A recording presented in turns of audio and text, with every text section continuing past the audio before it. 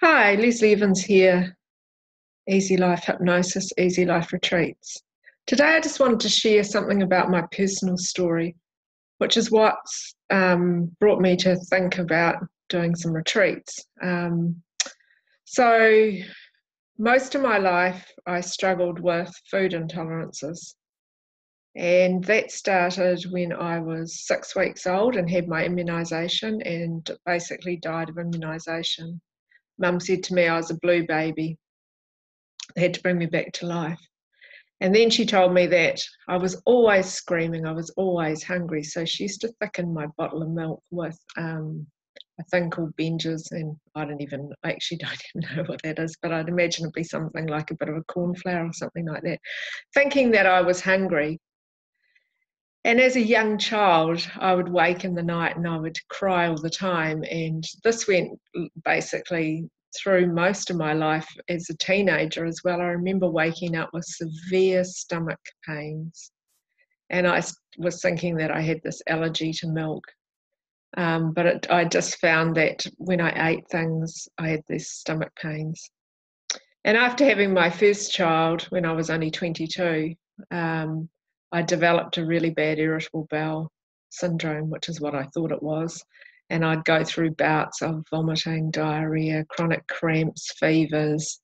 And luckily enough, I found a doctor at the time who was my doctor, and he was quite alternative. And he said, "Oh, you've got too much yeast in your body, a thing called candida. So best that you cut out bread and refined sugars and things like that." So I did that, which led me on to going to a naturopath and neurodologist. And yes, my bowel was certainly not working how it should have been. I really found that cutting the bread out helped. The other yeasty type things didn't seem to have too much effect on me at the time. And back then, we're talking about 33 years ago, there wasn't anything as gluten intolerance. People did have allergies, yes, to wheat and dairy, and they were well known. So I became very health conscious about what I was eating. And like I've said in my other video, I started to explore how our emotional well-being affects our physical well-being. And then I also started to explore how our mind affects our physical and our emotional well-being, which is what led me to become a hypnotherapist, along with the fact that I'd read a book called Past Lives, Future Healing by Sylvia Browne. And I thought, man, that makes so much sense. So basically in past lives, we can bring through ailments as well that can play out in this lifetime. And at the time, my mother was dying of non-Hodgkin's lymphoma, and I was very curious to indulge more into what was going on with the mind and the body. I also did Reiki 1 and started doing some hands-on healing, which my mother would beg me to do on her when she was in pain. So I started to really work with the energy, and that's what we are. We are a being of energy, and when we have blockages in our energy field, then it creates illness, emotional blocks, spiritual blocks, and that's where the EFT helps as well. So anyway, at that time I decided to train as a hypnotherapist, basically because I'd read this book on past lives, and then I started to see how quickly our mind takes over. And when we start to really observe our thoughts, and what's going on at the time, how that creates what's going on in our life at the moment.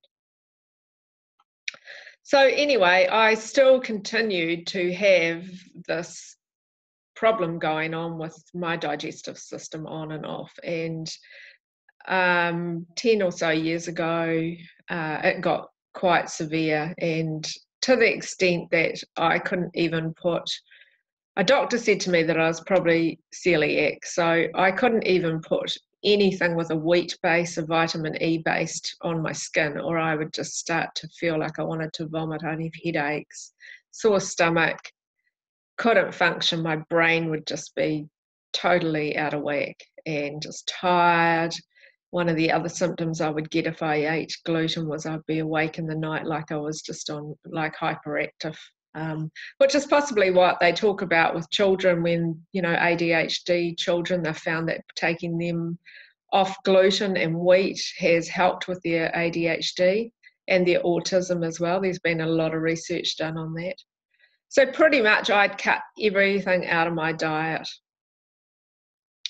But I kept thinking, there's still got to be more to this. I've created this, yes, through the physical of having my small intestine damaged through immunisation at my near-death experience. But there was also a lot of emotional stuff that went on in my life, in my younger life, in a family.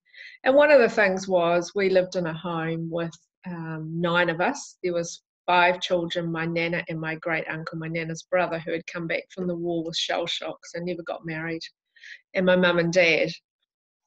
Now, my nana was the most adorable woman, but she had severe rheumatoid arthritis from when she was in her 50s, my dad said, and she would scream and walk up and down the house in a lot of agony and a lot of pain.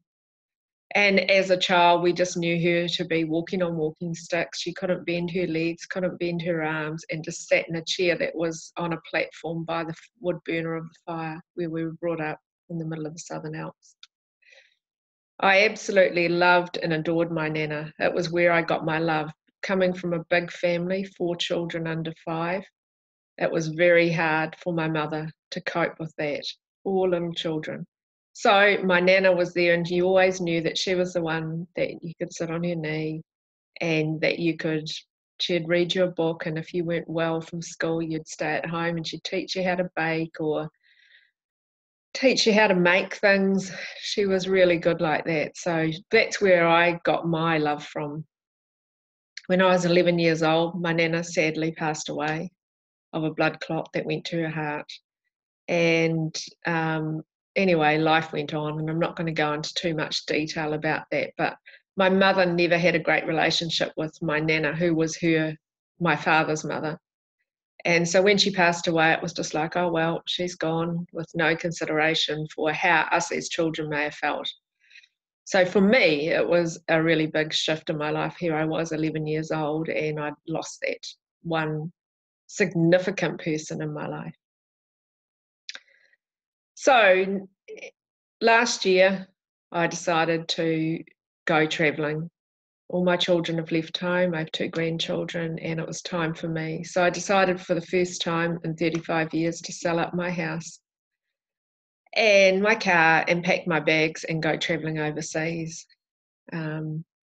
So one of the things that I had decided a long time ago that I wanted to do, that was on my bucket list, was to walk the Camino de Santiago, this pilgrimage, which takes 6 weeks, 800 kilometres.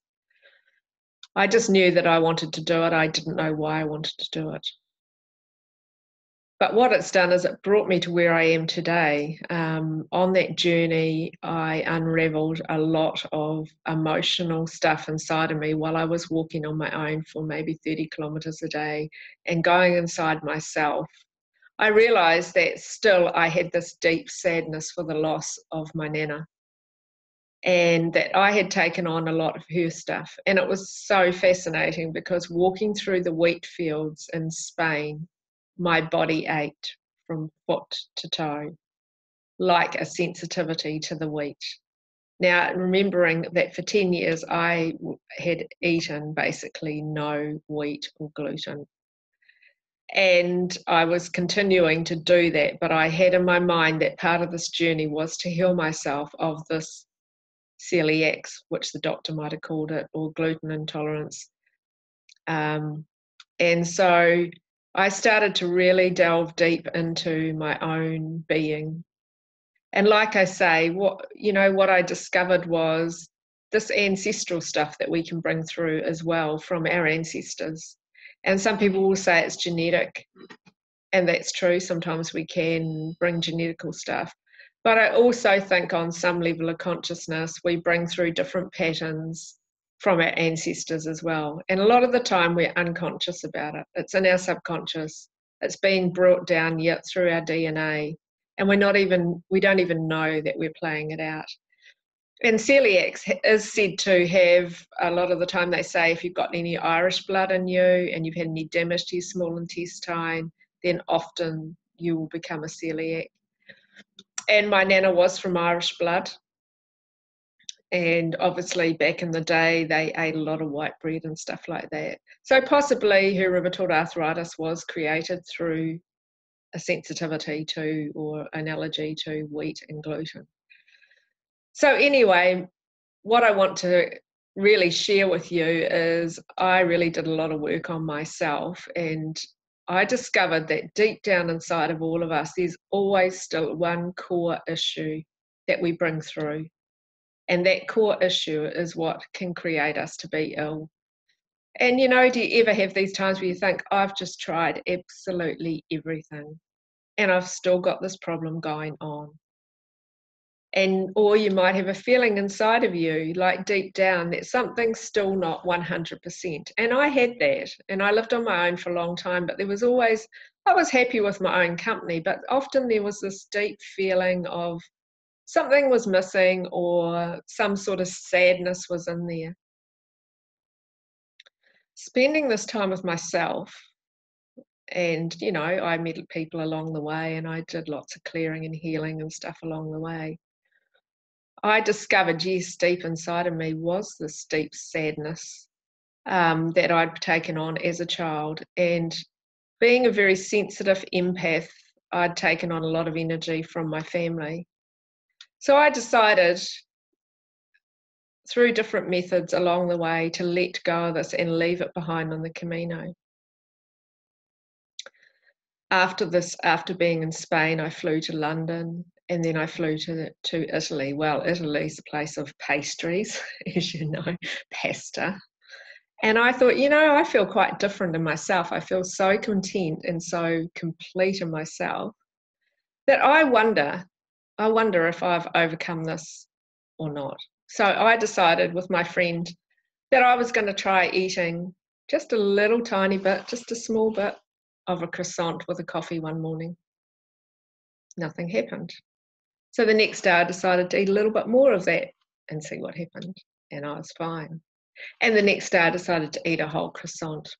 So I was so excited that it became my morning ritual, my coffee and my croissant for breakfast. And people will say, well, yeah, you know, flour or wheat over in Europe is different to what we have here and all the rest of it. Yeah, that could be the case. So I thought, okay, I'm not going to get too excited. I'll wait till I come back to New Zealand and see what it's like to eat some wheat here. So I came back to New Zealand and stayed with a friend who does a lot of Indian cooking, and they use a lot of flour and stuff. And I started eating this cooking and it was fine. And yes, I'm not going to overindulge in wheat or gluten because I don't think that eating the same thing every day is really good for us. But what I do know now is that I have overcome this through dealing with those core issues right deep inside my emotional being, right deep inside my soul. And I just thought I want to share this with everybody. I'm sure that there's a lot of women out there and probably a lot of men out there as well who are suffering and have tried everything and they actually just don't know where to go next. So I've written a workshop, which is what we're going to be running in Kamiora on the 21st to the 24th of September 2018, and there'll be future workshops as well. But if you're at that point where you go, I have tried everything, then maybe you just want to come along and have this weekend to yourself where you can be guided by us at EasyLife retreats to help you to overcome this and really live your life. Because while we have any of that stuff going on, whether it's sensitivities to food, depression, autoimmune diseases, illnesses, or whatever, it does hold us back in life. And I can be honest that, you know, it was always like you'd go somewhere and, oh, let me look at the gluten-free menu, blah, blah, blah. Now, if I eat some wheat, I'm fine. I can choose to go anywhere and eat. And I'm pretty excited about that because it actually feels to me like I've got my life back. And I feel really complete and really contented in myself. And what I found really was, once I'd worked through this deep sadness and this core of my being, which I didn't even know that was there, then you start to totally love yourself for who you are. And it's when we love ourselves for who we are that we can really live our life to the fullest. So anyway, I encourage you to follow along on EasyLife retreats and EasyLife hypnosis. And we'd love to see you if you can make it. It's only a month away, and I'm so excited to be sharing with you how you too could heal yourself from those things. So it's a journey of unraveling, but it's a good start to come along to the retreat and really delve deep with some experts into that. So anyway, have a brilliant day, and lots of love and light to you all. Thank you.